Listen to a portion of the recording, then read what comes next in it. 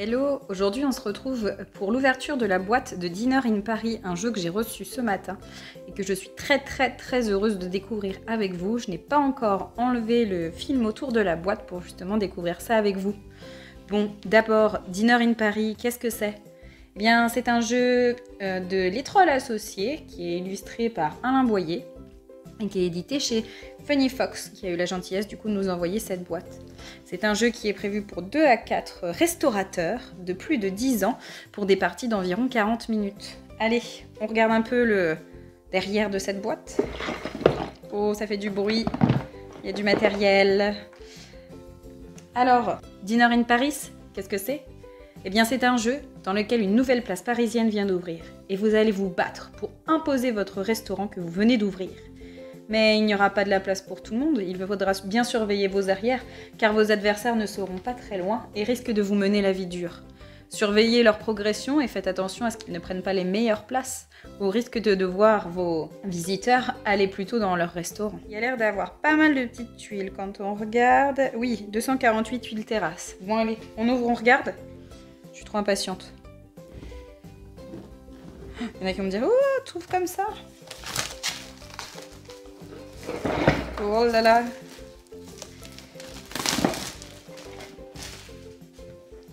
Hop, allez. Regardons ça de plus près. Forcément, je peux y arriver. Ah bah, ça ferme bien. On peut déjà dire ça. Ah! On trouve déjà un certain nombre de bâtiments. Donc c'était donc ça qui faisait du bruit. De nombreux bâtiments et puis des toits. Ah. On va jouer au Lego, c'est cool. Des sachets. Un carnet de score, ça c'est chouette parce que quand on n'a pas de carnet, nous on s'embrouille tout le temps. Des petits cubes. Des cartes. Ah, des cartes arrondies. Ça c'est chouette, un chouette détail. On retrouve la couverture donc au derrière de ces cartes. Et là, il y en a d'autres. On va les ouvrir juste après. Il y avait des surprises. Alors ça, je sens que ça va être génial. Des planches d'autocollants. Ça veut dire qu'il va falloir construire tout ça.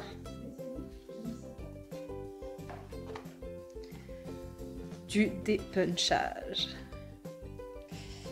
De plusieurs couleurs et de nombreux dépunchages. Oh là, et là pour les accros du dépunchage, on va avoir de quoi faire. Des magnifiques plateaux. Alors j'espère qu'on va bien voir en vidéo. Et vous voyez, ils sont pas creusés, mais disons qu'on va pouvoir placer sans que ça bouge. Comme un célèbre Terraforming Mars qui bouge tout le temps. Là, en tout cas, ça ne risque pas de bouger, puisqu'on voit bien que c'est bien épais, des gros plateaux bien épais. Avec justement les emplacements pour pouvoir éviter que tout bouge quand on bouge. 4 plateaux, puisque je vous rappelle que c'est un jeu qui peut se jouer jusqu'à 4 joueurs. Une règle du jeu. Bien illustré. Ça c'est chouette, ça laisse pas de place au doute. Qu'elle à découvrir. Bien grande. Parfait. Un plateau. Alors, le plateau. Donc le plateau, ça va être notre place centrale, là où tout le monde va évoluer pour construire leur terrasse et leur restaurant. Alors, rue sud, rue ouest, rue nord et rue est. Alors, si on regarde un peu plus près le plateau, qu'est-ce qu'on voit ?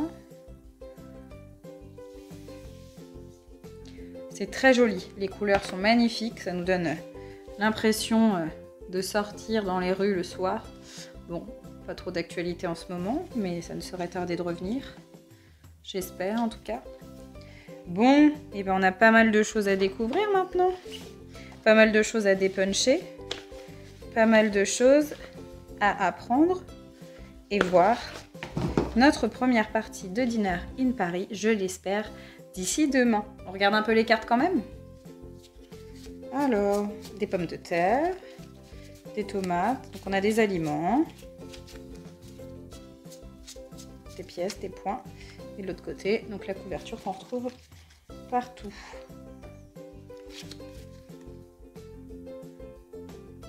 Les grandes cartes. Hâte de voir ce que ça va proposer. On a déjà un panel de cartes assez important. Des objectifs. On vous postera la mise en place et si vous avez envie, les règles de Dinner in Paris qui sort, donc ça je ne l'ai pas encore dit, fin octobre. Donc à mon avis c'est une très belle découverte. Hâte de voir tout ça. Bon alors, qu'est-ce que vous en pensez de cette ouverture de boîte? Il vous donne envie ce jeu? Moi, très envie. D'ailleurs, je vais vous laisser parce que je vais aller le dépuncher et aller le découvrir. À bientôt pour une autre vidéo.